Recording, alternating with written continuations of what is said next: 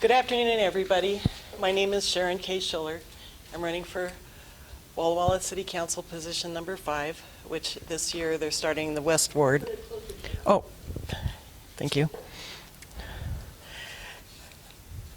I'm running for Walla Walla City Council, position number 5, West Ward. And this is the first year that we're doing the ward system.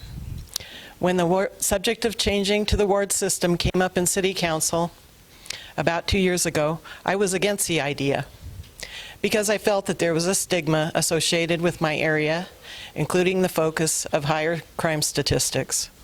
Some people would refer to it as the unsafe or bad part of town, which was unfair. We all make it what it is. Also, I was reluctant to run against what may be a neighbor in West Ward. But the proposal passed. I reasoned I should try. I would not be running against an incumbent this time, at least. I had been one who walks and bicycles to do chores, and I would often pass through the neighborhood around 12th and Willow. But when I started campaigning in the primary, I got up there in the northwest corner near the penitentiary, walking around all the streets and talking to residents and businesses. I have been a supporter of the Sleep Center and have seen vast improvements in the project.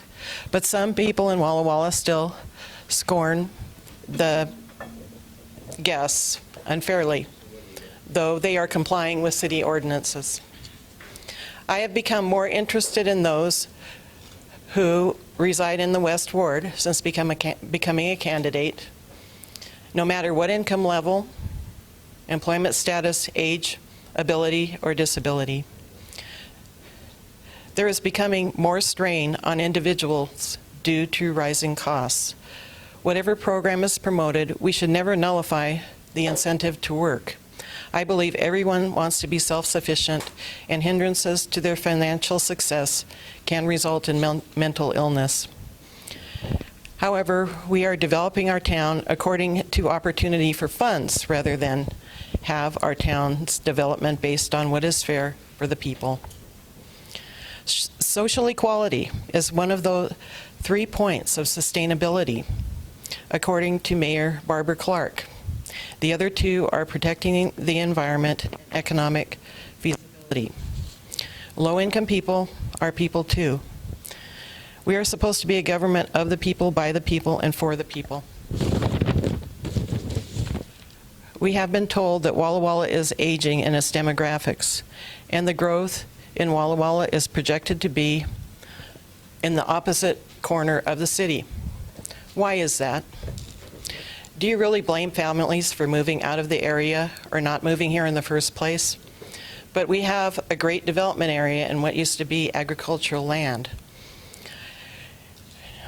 in the West End by Myra Road, south of Mill Creek.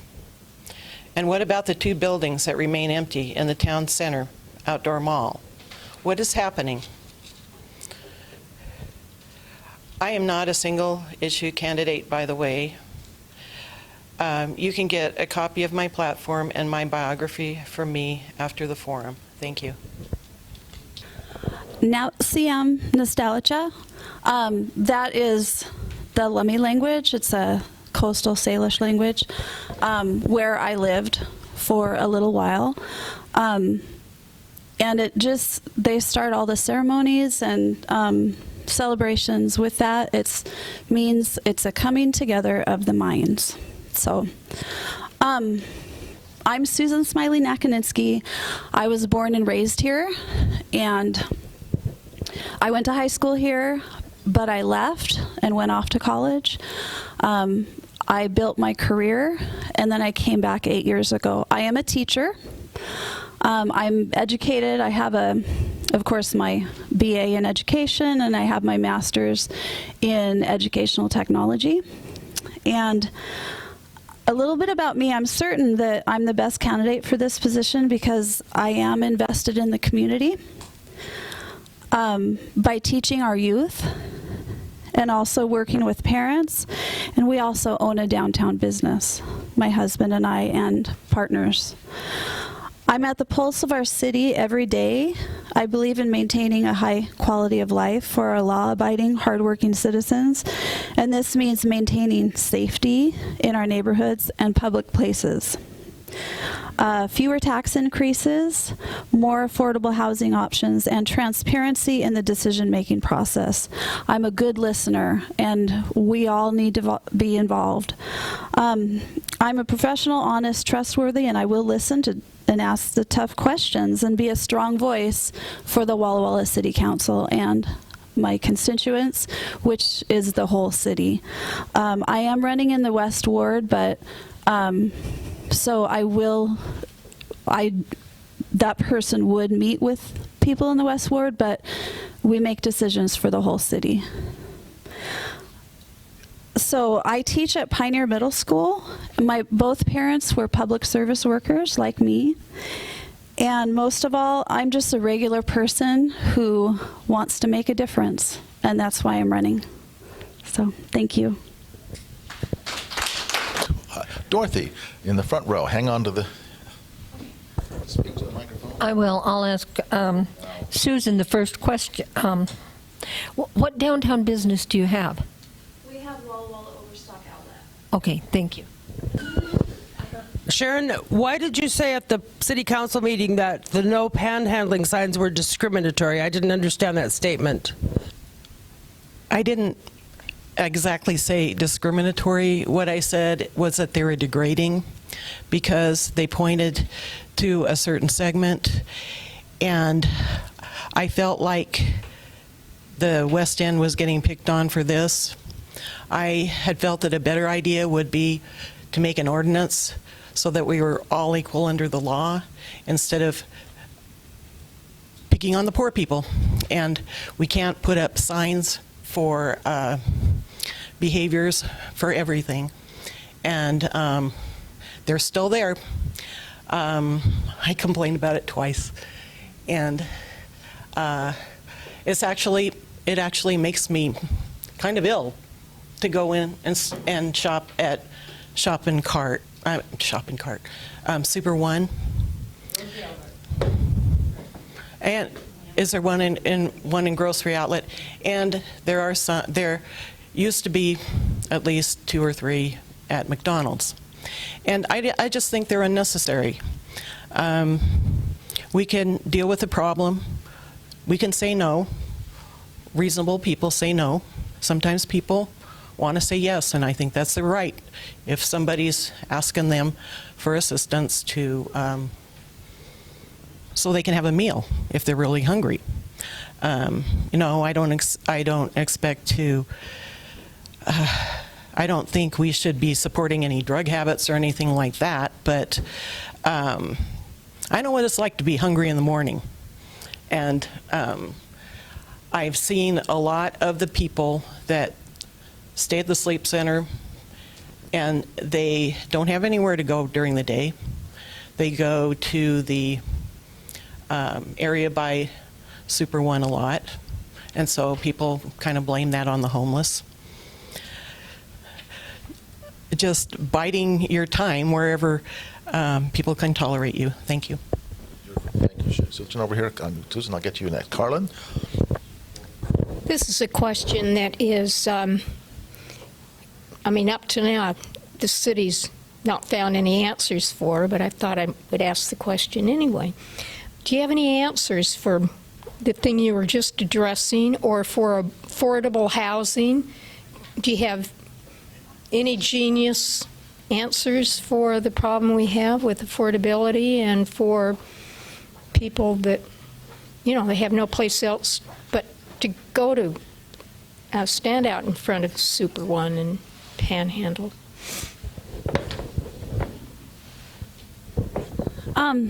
It's a difficult problem, and the city right now really doesn't have a long-term plan for it. So I think we live in a wonderful place. We have a lot of resources for the homeless. We have faith-based, we have the sleep center, and I'm not against the sleep center. I am against the public drug use. I'm concerned. I'm concerned about our kids at the park, and that's a huge concern. They're seeing people who are strung out on drugs, and my students that I teach, they're getting their shoes stolen off their porch, their bicycles stolen, and they see people strung out on drugs most every day, and they tell me about it. Their parents don't want them to go to the park, and it's not a healthy environment. We all know about our brains and trauma, and it's not good for our kids. So I know that there's a lot of mental health issues, there's a lot of drug issues. Social workers reaching out, we've got to do something, because at some point the drugs are going to kill these people. We've had 2 overdoses in my neighborhood, and I live in the neighborhood and I see it. People that don't live in the neighborhood don't see it. I live right down from the sleep center, and it's not healthy. So as for a plan, you know, the charities, okay, the community wants to see progress. And so we need to look at the data. We need to find out who is it, what nonprofit is being successful, what successful things are we doing. And those charities will get funded more through community donations. But at this point, our citizens want to see progress. That's what we really want to see. We want to see real progress. So that's... Yes, as I said before, if we made an ordinance that was specific about where panhandling can't happen, because it seems like everybody's concerned about the area where it's really busy, and we don't want cars running into each other, stopping for these people. It's a social problem that runs deeper than perching yourself on the corner of Morton and 9th Street. About the affordable housing. I think that housing is employment driven, the quality housing. I think if we chase too much low income housing, we're going to have trouble with either subsidies, or we will make housing just not the fine housing that new housing should be. The housing in the West Ward needs to be built up. There's already ways in which people can go to like Blue Mountain Action Council and get assistance to build up their houses. We have to encourage aesthetics in the West Ward. I know that it can look a lot better. There's a lot of litter too. I think we could do better with the litter. There's a lot we can do better in the West Ward. Thank you. I'm Sue Osterman, and Norm and I have lived here for 16 years. I don't think this city is any worse than any other in America. Kids need to learn there's danger out there. And parents, if you go to Pioneer Middle School to pick up a grandkid, there's a lot of cars there. That's okay. But my question was about commitment to community and what that area has done, and for the life of me, the name of that area has gone out of my head. Edith Carey. There's 3 neighborhoods that C2C works with. Edith Carey, Blue Ridge, and Washington Park. Okay, so is this in your guys' ward? Yes. It is, okay. So building on that would be a good thing. And then my other, if I can slip in another question, do you guys know what the tax is? If you were to go in and buy pair of shoelaces, what percentage is the tax currently in Walla Walla? Is it 9? Is it less than 9? It's approximately 8.9%. I think we can't hit 9% and be legal. And what was your what was your question about the taxes, Susan? Well, I know that they say 9% will be a deal breaker. Nobody in their mind psychologically they say, no, that's 9.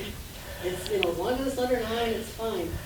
But affordable housing has been trying, people have been trying to work to get that 0.1% tax to finance a little more affordable housing. And if you are elected, would you consider, how do you feel about that extra? Putting the burden on the community. I do not.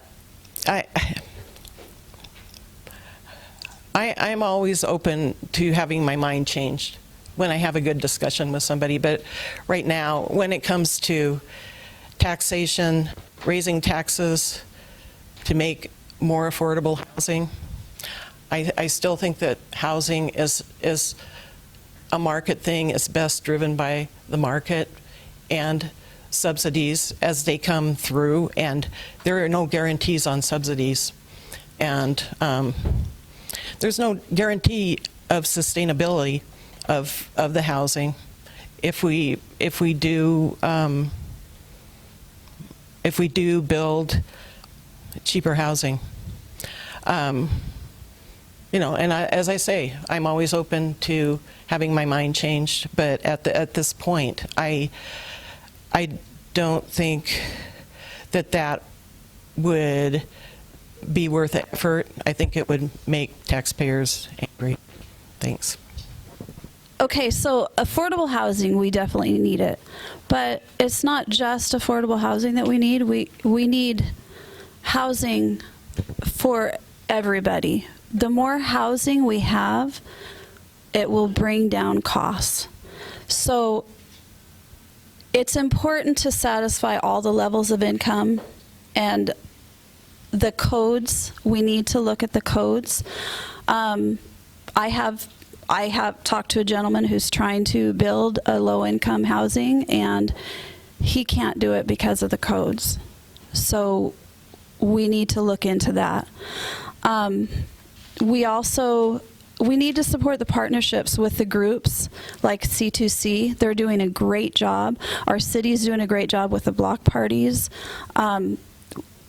We need to continue to support the agencies that serve the low income and the homeless, and we need to open up more zoning for houses for them.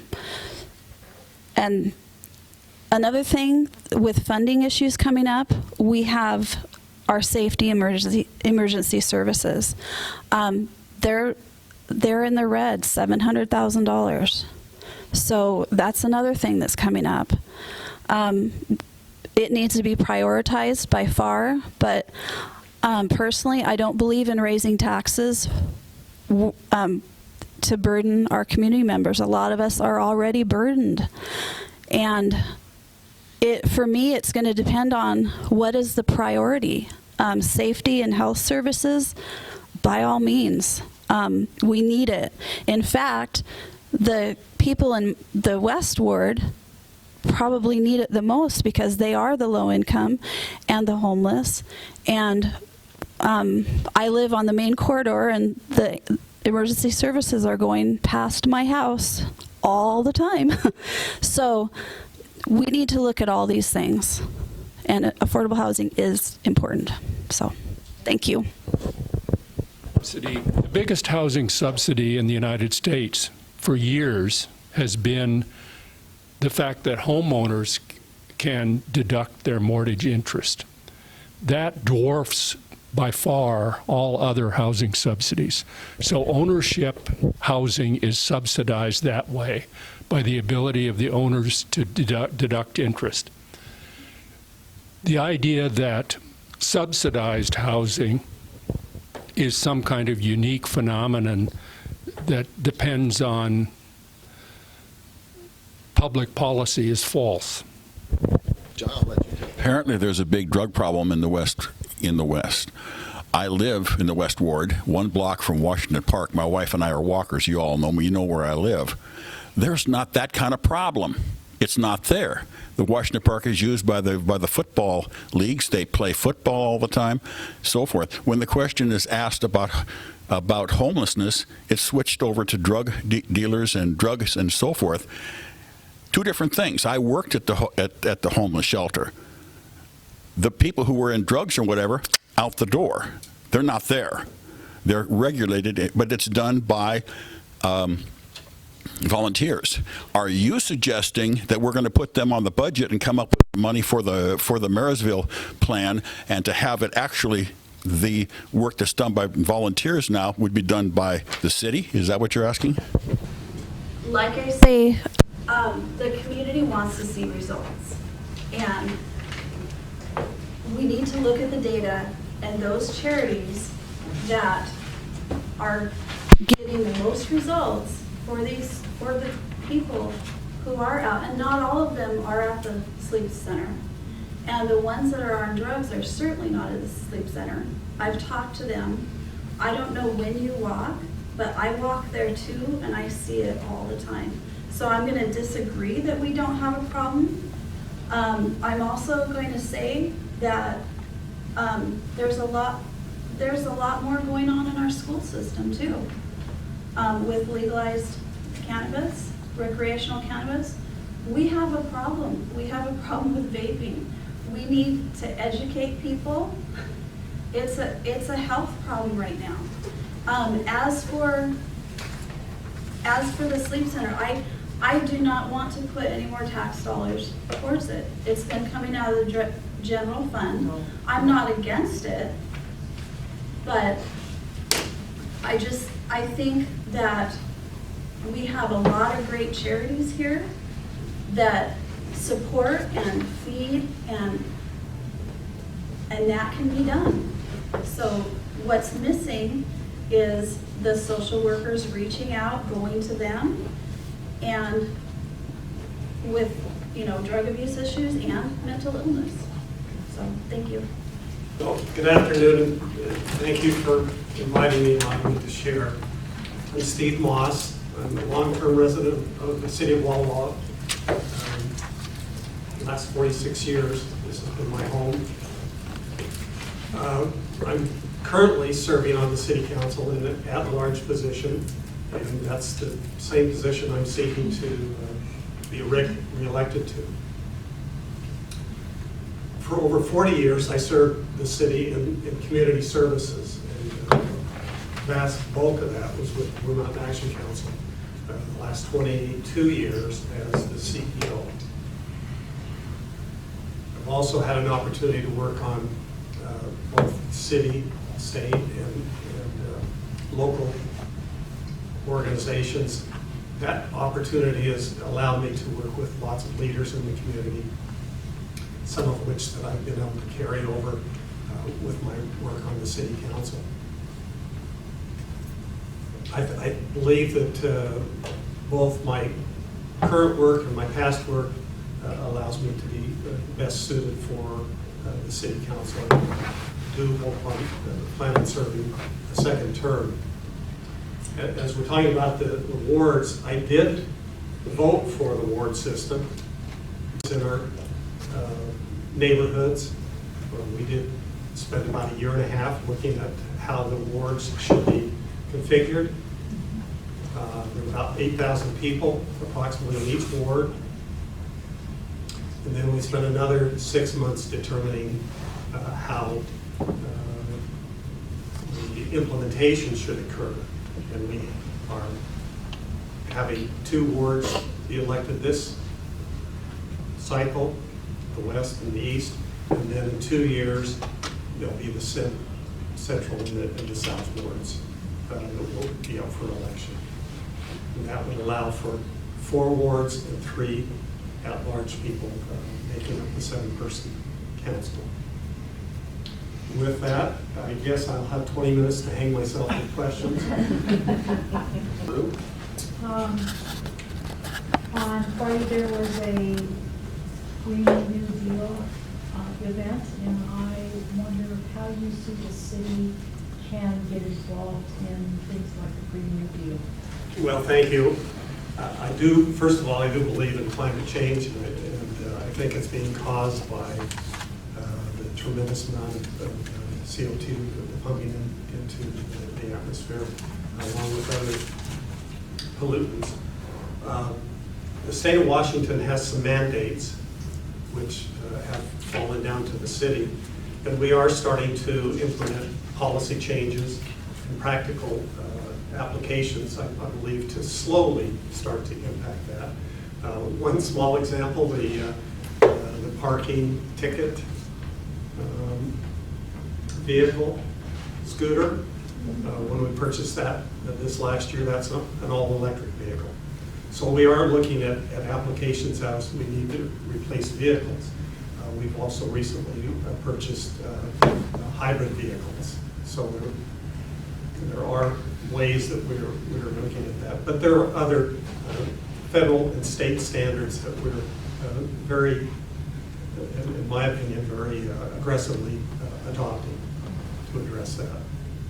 It's on a small scale, albeit, but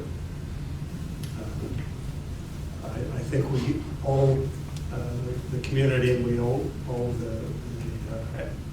the world, the atmosphere, an opportunity to survive. So that's my opinion. Thank you. Mine's really a follow-up question to Mary Lou's. I'm glad that the city is doing something, but slow isn't fast enough. Many scientists think we have 11 years before this destructive climate is irreversible. Are there other steps that could be taken? Like, for example, could city facilities be heated and fueled by non-fossil fuel methods, like solar and wind? Can we speed things up because it's an emergency? Well, thank you. Conservation is as important, I think, as anything. And yes, I think we can do that. As we remodel buildings, we need to take a look at how we can be most efficient and utilize new technology. Absolutely. The other thing I think that we can and should be doing, and that's in our lobbying activities, if you will, both at the state legislature and with Congress. And we do have an active lobbyist that the city retains in Olympia, and we buy into a lobbyist at the federal level. And those are priorities that I think we need to send both to Olympia and to Washington, D.C. I have a quick question. How is the sleep center funded? Well, the Sleep Center, which is operated by the Homeless Alliance, which is a not-for-profit organization, is funded by several fund sources. First of all, the county of Walla Walla collects a document recording fee that's allowed by state on documents, exchanging property, any recorded document. And those funds then collected by the county, the city has been very aggressive over the last year and a half in trying to get as many of those dollars as possible to support the center. And there are some general fund dollars that go from the city coffers to the sleep center as well. There's a lot of in-kind resources that go from both individuals and the community. Also, there was discussion about a need for services, and while it's taken a while for those to mature, I believe, and I just was at the Sleep Center last week, and the Blue Mountain Action Council has staff that are coming in, the mental health people have staff that are coming in, and for a variety of reasons, the police department has staff that are coming in on a frequent basis. But all that to say that I think everyone does recognize the need to address issues, and no one likes people just, nobody, having had too much time on their hands is a good thing. They need to have goals and need to find work or other education, other kinds of things as is appropriate. And I'm very supportive of that. I'm very proud to say that as I came on the council about a year into my term, the then Mayor Pomeranian asked me to head up a committee that was associated with the Downtown Foundation, the Chamber of Commerce, other businesses, and other interested parties. And we spent 8 months looking at the issue of people sleeping downtown in parks. And we realized that the city did not have an ordinance that would preclude people from loitering or sit line, that's what it's called.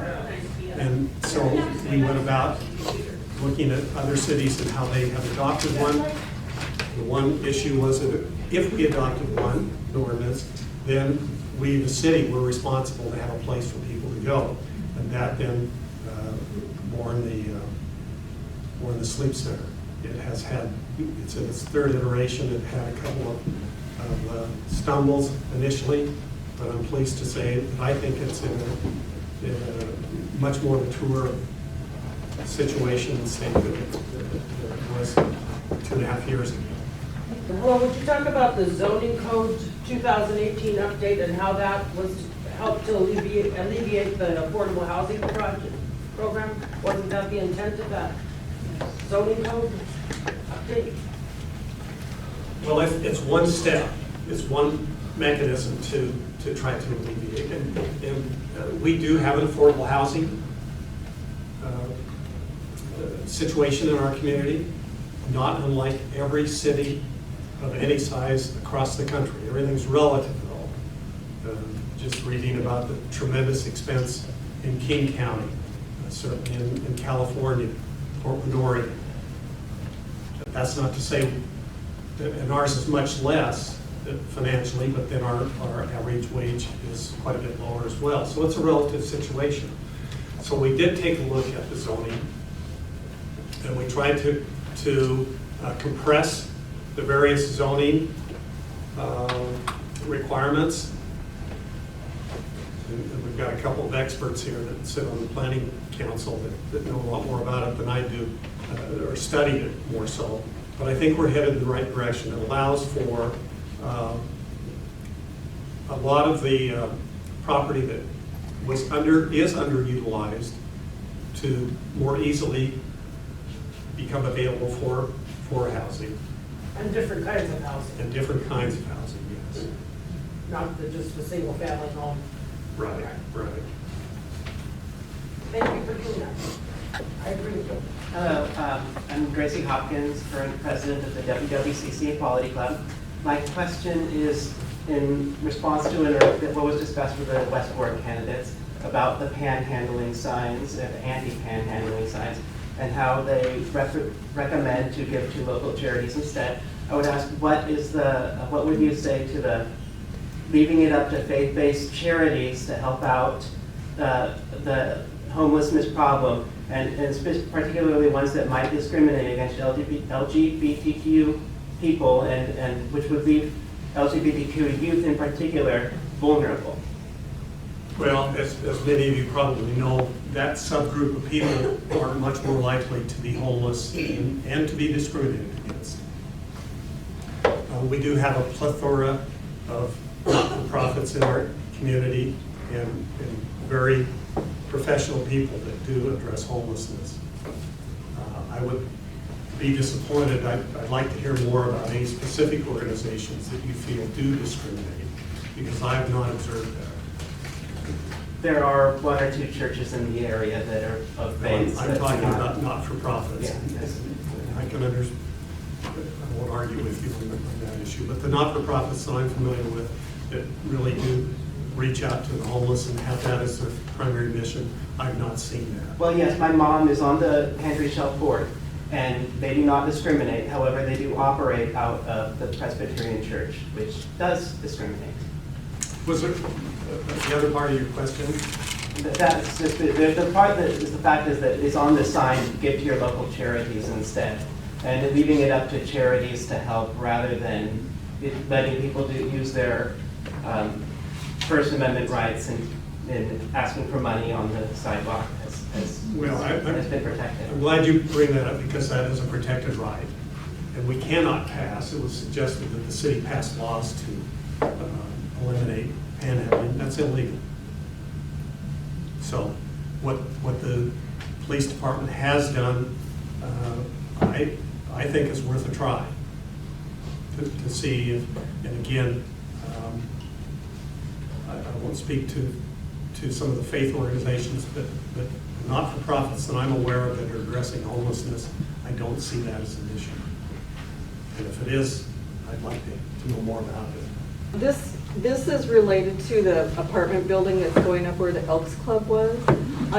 Did you support the city council rule that went through that passed them not paying taxes for, I forget how many, 9 years or so, if they had some affordable housing in that building?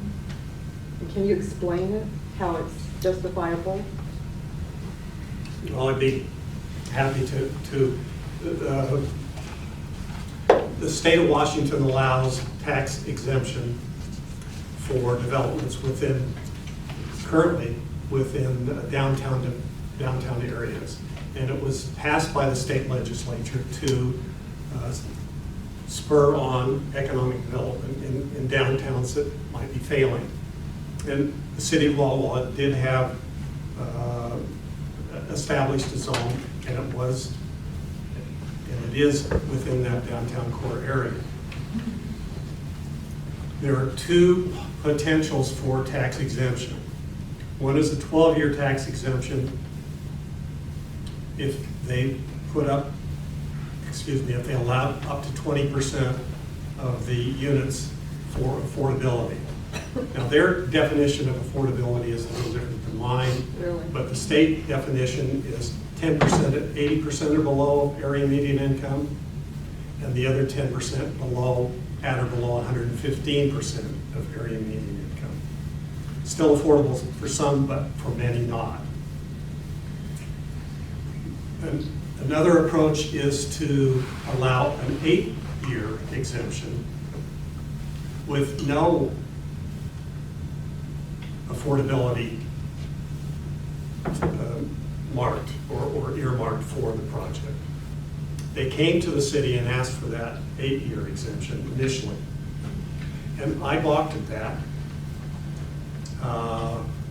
While I was interested in seeing the development and the downtown thrive and continue to be vital, I thought that they should have some obligation to provide some affordability. And I talked to council, or I suggested to the council that maybe we should negotiate, and the council supported me on that. And we did have a negotiation with Evergreen Development. They're headquartered in Seattle.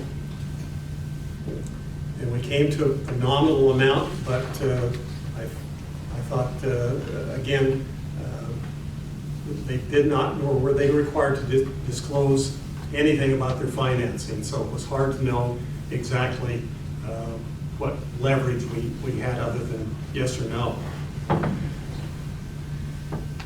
I need to back up because prior to that discussion, the city council had given the authority administratively to staff to negotiate and allow for the 12-year exemption without coming back to council. But in order to get the 8-year, the more accelerated tax exemption, they had to come to council. And that's what they wanted. So again, when we took the initial 8-year back to the council, I was surprised, but I didn't get, I had one other supporter on the council with me. And I was really quite dismayed, to tell you the truth, thinking that here's a development that I think would be good economically for the city, about a $30 million project, and it was going to slip through our fingers. Well, they did come back and apply for and were granted the 12-year. So I don't know if we won or not on it. It's quite a tax exemption, but that's allowed by state law. And we did adopt that ordinance. Because both women mentioned charities to help with housing and homeless, and because of your experience with Blue Mountain Action Council and the community, how are the not-for-profit agencies in town doing? Because the ones I'm familiar with, they're waiving this. It seems like there's more need for services than there are hours and staff available. A variety of not-for-profit agencies in town. And then the second part of that is, how do you feel about our sales tax going up on 10.1% as an option? So thank you. Let me answer the second part first. I don't have a problem with approaching the sales tax being raised. It has to go to the electorate. What I do think we need to do as a city is come up with a very solid plan of how those dollars would be utilized, who would benefit, where the housing, what type of housing, and where it might go. I think if, and I'm not just talking about extremely low income housing now, but under 80% of AMI. But there is a need, the full spectrum, as was mentioned previously. There's a need for affordable housing for working low income, for working income, middle income as well. I'm extremely excited about, and I've been working with the city on a subcommittee, affordable housing, to make recommendations to the city, and some of those have already been adopted. Part of it was the revised codes the Planning Commission addressed and presented to us. Part of it is working with Norm and some others, along with the county around the land trust. There are lots of different avenues you could take, and I think all of them need to be explored. I'm excited about the community council and their year-long efforts to address housing. Now let's see what action plans can come from that. But I think as a city, working with the county and working with the port and other legislative and administrative districts, I think if we can come up with a solid plan and take it to the electorate, I think we have a good chance of it being passed. With regard to homeless and the not-for-profit world is always looking for the next resource, because it seems like they've been, the needs are growing, our city is more complex, our community, our culture is more complex than it ever has been, and there are issues that need addressing, from education to early education to retirement. We're going to be struggling as a city, as a state, as a country, without setting some different priorities in mind. Thanks, everyone. I genuinely appreciate the opportunity to exchange ideas, questions, answers, whatever it might be. For those that don't know me, and I would assume that's the majority, July 31st was my last day at Coffee Communications after 36 years as the head of sales. And 8-10 months ago, in a conversation with my wife, I said, you know, after 36 years of doing the same thing, I'd kind of like to close that chapter, but I'm not ready to set the book aside. Unfortunately, I'm married to somebody whose attitude is just get after it then, whatever it's going to be. So this was always kind of part of the plan, and so now I'm working to execute that plan. A little about my background, my biography.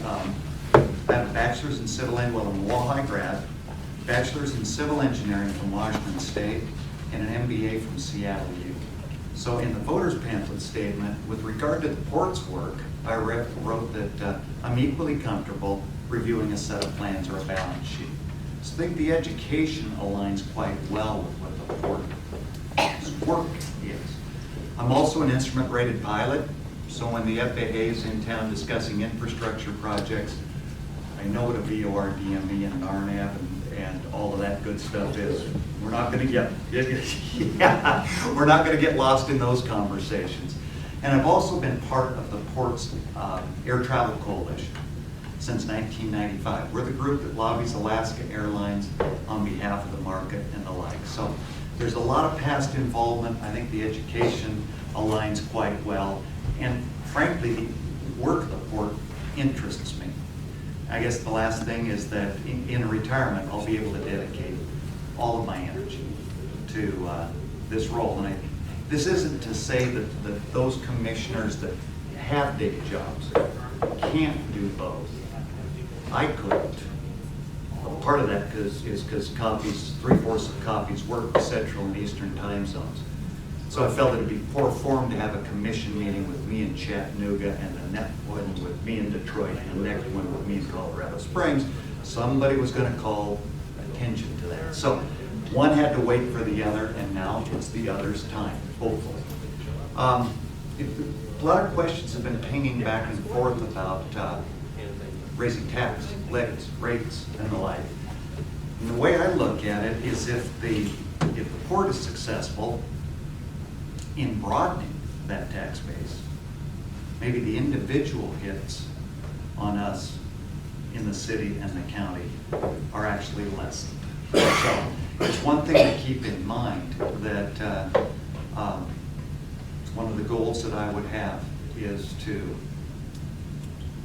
attract business and industry, and I've used this in my statements as well, that meshes with the fabric of the community. You don't want, because I think this community has a wonderful fabric, and you certainly don't want to disrupt that or fray it. But there's a lot of room for business, I think, and select industry that will mesh with that fabric. Thanks, Norma. It seems to me the port has had a hard time increasing jobs. And I'm just wondering if you have some brilliant ideas how we're going to lure in or create businesses that might employ more people. I mean, we need more jobs to take care of portable housing, a lot of things. Yeah, I don't know if it's a silver bullet.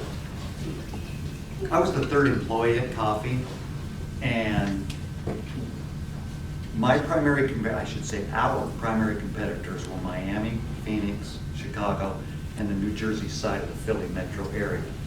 So when we were beginning and you walked into a place like United Healthcare or Aetna and you were from Walla Walla, you had to be just a little bit better. And because the eyebrows raised and it was like, plus I was 28, they'd look over my shoulder like, where's the adult coming from? You know, so it was like, no, this is it. Doesn't get better than this. I don't know if I have a magic bullet, Carlin, for that. One of the things I would like to do is, where I think we're relatively unique for a community of this size, is in the host of academic institutions that are cited here. And leverage. You know, we've got a school district, Beth, you probably know, what, 6,200 kids in Walla Walla School District, something like that. I'm not sure. We have the benefit of the community, though, of having roughly that amount of added talent in terms of academic talent that's coming to the community in those schools. So one of the things that interests me, the port has had success with their wine incubators. I'm interested in an innovation incubator. And I've talked to Dr. McVeigh at Walla Walla U, Chad Hickox at Walla Walla CC, and Peter Harvey here at Whitman. about the feasibility of possibly breaking down those institutional silos and bringing their STEM kids and their computer science majors into a workspace. So kind of building on the synergies of all of these younger people and the academic advisors and the like, and then soliciting projects from either tech heavyweights or startups that this innovation hub could tackle. The third part possibly would be funding. I know John Stanton has a fund set aside strictly for high-tech startups and innovative projects, and he certainly would be worth reaching out to and tapping. The schools could tout that in recruiting kids. You'll be part of this hub, and you'll be exposed to these organizations, this type of work, with peers across the Walla Walla community. The kids get that exposure and the opportunity to work in real life creative situations. And then we possibly benefit as a community by their efforts. So maybe so. Talked to you about a month ago, and we had a very short conversation, and it still bothers me a little bit because we didn't have a chance to finish the conversation. It has to do with your civil aviation connection, work connection, and my fear is this. If you fill every airplane at our airport to the maximum, the business model for Alaska Air would make more profit by moving everybody to Pasco. When the push comes to shove and that highway is finished, and they don't have the safety issue on it anymore, how are you going to defend us? The port's role in retaining local air service, I don't want to say it's limited, but it is limited. I mean, the port actively can keep their landing fees and their fixed costs competitive to make that attractive. It's a very good point. The growing 300,000 population metropolitan area that's 50 miles away is a threat. I think not only to commercial aviation here, but possibly to acute healthcare services. Yeah. As Providence continues to add to that campus at Cadillac in Richland, service lines, the whole works, I have to think the same forces are at play there. Why do we need neuro in Walla Walla? Why do we need certain high-level service lines? We'll ship them. I want to keep them here. I want to keep the airplanes here as well. Here's the deal. According to Paul Schneidmiller, only 50% of the tickets that originate in the Walla Walla Valley use the Walla Walla Airport. So when I say the port's impact is limited, it's in our control. If people would fly Walla Walla, our numbers would go from 50,000 to 100,000 a year. Because I get this question every once in a while. Kip, I fly Pasco. As soon as they add a fourth flight, I'll fly Walla Walla. My response is, it doesn't work that way. They're movable assets. They're a private company. They'll move the airplane where they can make money. We got to bite the bullet for 1 or 2 years, spend an extra hour in Seattle laying over, fly here, and guess what? The airplanes will follow. It's going to be harder and harder though, because as we grow at what, 0.7% a year? They grow at 6 or 7.